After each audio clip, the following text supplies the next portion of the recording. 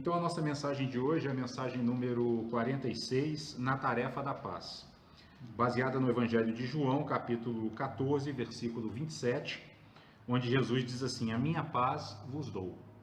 E Emmanuel comenta: todos ambicionam a paz, raros ajudam-na. Que fazes por sustentá-la? Recorda que a segurança dos aparelhos mais delicados depende quase sempre de parafusos pequeninos ou de junturas inexcedivelmente singelas. Não haverá tranquilidade no mundo sem que as nações pratiquem a tolerância e a fraternidade. E se a nação é o conjunto de cidades, a cidade é um agrupamento de lares, tanto quanto o lar é um ninho de corações. A harmonia da vida começará desse modo no íntimo de nossas próprias almas, ou toda a harmonia aparente na paisagem humana será sempre simples jogo de inércia. Comecemos, pois, a sublime edificação no âmago de nós mesmos. Não transmitas o alarme da crítica, nem estendas o fogo da crueldade. Inicia o teu apostolado de paz, calando a inquietação no campo do próprio ser. Onde surjam razões de queixas, sê a cooperação que restaura o equilíbrio. Onde medrem espinhos de sofrimento, sê a consolação que refaz a esperança. Detente na tolerância divina e renova para todas as criaturas de teu círculo as oportunidades do bem. Reafirma o compromisso de servir, silenciando sempre onde não possas agir em socorro do próximo. Ao preço da própria renunciação, disse-nos o Senhor: a minha paz vos dou. E para que a paz se faça na senda em que marchamos, é preciso que, à custa de nosso próprio esforço, se faça a paz em nós, a fim de que possamos irradiá-la em tudo, no amparo vivo aos outros. Bom, então vocês vejam que Emmanuel coloca aqui nessa mensagem que a construção da paz começa em nós, né? E ele já começa na primeira frase falando que todos ambicionam a paz, ou seja, todo mundo quer ficar em paz, todo mundo quer ficar tranquilo, né? Porque a serenidade nos traz uma sensação de bem-estar. Porém, ele vai dizer logo em seguida que raros ajudam, né? Raros contribuem para que ela exista. E isso acontece dessa forma porque o cultivo da verdadeira paz exige um trabalho interior bastante complexo, né? A gente precisa superar as nossas obscuridades mentais, né? Vocês vejam que nós estamos estudando aqui nos últimos sábados as 5 sabedorias, né? E o que esse estudo tem nos mostrado?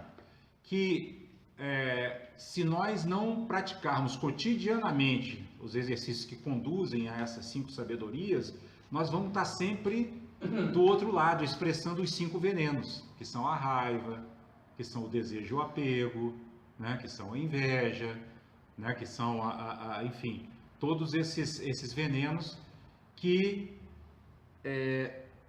trazem um ambiente exatamente contrário à paz. Por quê? Porque eles são chamados, inclusive, de emoções perturbadoras. Então, eles perturbam a nossa paz, né? Então, é por isso que Emmanuel está dizendo aqui que esse trabalho começa em nós, né? Porque ele mesmo diz também aqui na mensagem que se não for dessa forma, né, se cada um de nós não cultivar a paz dentro de si, qualquer paz exterior que possa aparecer, ela vai estar construída, como diz Jesus numa parte do Evangelho, sobre a areia, uma base de sustentação muito frágil, né? Por quê? Porque ela não vai passar de acordos entre egos, né? Então, assim, eu não prejudico os seus direitos, eu não prejudico os meus, mas ainda está aí um jogo de interesses pessoais, né? E egoístas, que é diferente do que a gente fala sobre as 5 sabedorias. Quando a gente pratica a sabedoria, o que acontece? Brota em nós um impulso de servir, de prestar serviço, de trazer benefício. A gente quer que os seres fiquem bem, tanto quanto nós também queremos ficar bem, né? A gente supera a separatividade. Lembra que a gente tem falado sempre disso? Porque o problema todo da ausência de paz é essa ilusão da separatividade. Enquanto a gente estiver preso, né, a essa ilusão de que nós somos separados do mundo, né, enquanto a gente não perceber que se o mundo que nos rodeia não estiver bem, nós também não vamos estar bem, então nós não vamos conseguir cultivar essa paz da forma como ela está sendo colocada aqui por Jesus. Por isso que Jesus diz para os discípulos, não está registrado aqui nesse livro, mas essa passagem ela começa assim: a minha paz vos dou, né? A minha paz vos deixo, a minha paz vos dou. Eu não vos dou a paz do mundo, eu vos dou a paz que o mundo não pode dar. Por quê? Porque Jesus está se referindo a essa paz que começa no interior. O mundo ele dá uma paz externa, né? Ele no máximo consegue manter assim sob um certo controle, né? Vamos dizer assim, os agentes que agridem a nossa paz, que agridem a nossa tranquilidade.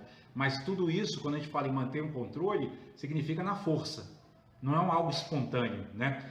Essa paz de que Emmanuel está falando aqui, essa paz que brota do interior, ela é espontânea. A pessoa adere a ela porque simplesmente brotou nela o amor, a compaixão, né? O interesse pelo bem-estar do próximo, o interesse por diminuir o sofrimento do próximo, ou se não conseguir diminuir, pelo menos não ser motivo de acirramento do sofrimento do próximo, né? Então,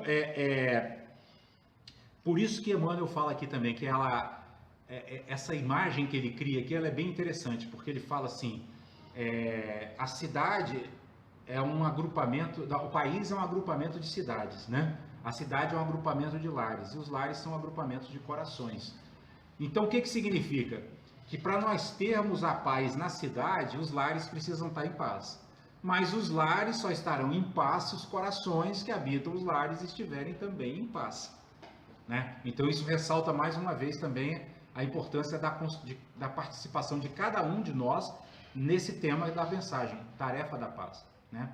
Temos que construir dentro de nós para que o lar emane paz, emanando paz, a cidade fique em paz, a cidade emanando paz, o país fique em paz, e o país emanando paz, o mundo fique em paz, né? Então, a paz, ela nesse sentido que ela está colocada aqui, é exatamente o contrário do que ordinariamente se faz, né? Ordinariamente, as pessoas querem construir a paz no sentido inverso, né? Os países têm que fazer acordos de paz, né? Aí, dentro do país, as cidades, vamos combinar aqui para a gente não atacar uns aos outros, né? E aí vai descendo para os âmbitos menores, mas do ponto de vista espiritual não é assim que a paz vai ser construída. Do ponto de vista espiritual é exatamente o contrário, né? Porque essa forma de querer construir a paz partindo lá do maior, né, que é o internacional entre os países com o menor, ela é exatamente uma forma da gente expressar a nossa preguiça, de não querer fazer a construção que precisa ser feita aqui dentro de nós mesmos. Fica sem base, né? Porque se todo mundo tiver essa paz dentro, faz uma base para essa paz maior florescer, né? Entre os países, entre os estados. Exatamente. É como dizem os mestres espirituais, né? Uma casa de tijolos, você constrói com tijolos. Uma casa de madeira, você constrói com madeira. Então, uma sociedade pacífica, você constrói com indivíduos que estejam em paz, né? Então, é isso que a nossa mensagem está falando aqui. E ele chama atenção para alguns pontos, né? Ele diz, por exemplo, não transmitas o alarme da crítica, nem estendas o fogo da crueldade. Então, quantas vezes a gente, de maneira assim sutil, sem perceber, está fazendo isso, está criticando e, de alguma forma, contribuindo para que o ambiente, né, se turbe, se perturbe, fique um pouco turbulento, né? Ele vai dizer assim: inicia o teu apostolado de paz calando a inquietação no campo do próprio ser. Então, quantas vezes dentro do campo do nosso próprio ser nós estamos inquietos, nós estamos ansiosos, nós estamos preocupados? Então, que tipo de vibração nós estamos emanando, né? Então, como nós compomos um lar, como a gente já falou aqui, cada individualidade está dentro de um lar, né? Essas vibrações de inquietação, elas inquietam as outras pessoas que estão em torno de nós, então elas não contribuem para essa construção da paz, não contribuem para essa tarefa, né? Então, qual é a contribuição que nós podemos dar maior? É o nosso próprio autoaprimoramento. Deepak Chopra, no livro O Caminho do Mago, no último capítulo, capítulo 20, ele fala assim: o maior bem que nós podemos fazer ao mundo é nos tornarmos sábios. Né? Porque a gente acha que o grande benefício que a gente pode trazer é um benefício externo, que também são válidos, né? Dar uma comida, né? Levar no hospital, ajudar, mas se tudo isso não for feito com um coração e uma mente amorosa e equilibrada, pouco vai contribuir para um bem-estar real do ponto de vista espiritual. Porque, por exemplo, eu posso pegar um parente doente e sair correndo para o hospital cheio de angústia, né? Será que ele vai sobreviver? Será que ele não vai sobreviver? E isso não é bom. Isso não está ajudando a pessoa, vocês entendem? A gente tem que estar preparado. Isso eu estou falando assim, se quisermos realmente nos engajar nessa tarefa que está sendo proposta aqui. Certo? Porque o que está sendo proposto aqui é isso, né? É que a gente crie estruturas internas que consigam manter a estabilidade exatamente naqueles momentos críticos em que o semelhante mais precisa e em que às vezes nós mesmos precisamos também de tranquilidade. Porque muitas vezes as pessoas, inclusive, perdem a vida porque perderam a paz mental. Um exemplo, pessoa que está se afogando, né? Muitas vezes ela morre no afogamento pelo desespero, porque ela não consegue raciocinar, começa a se debater, se esgota e afunda na água.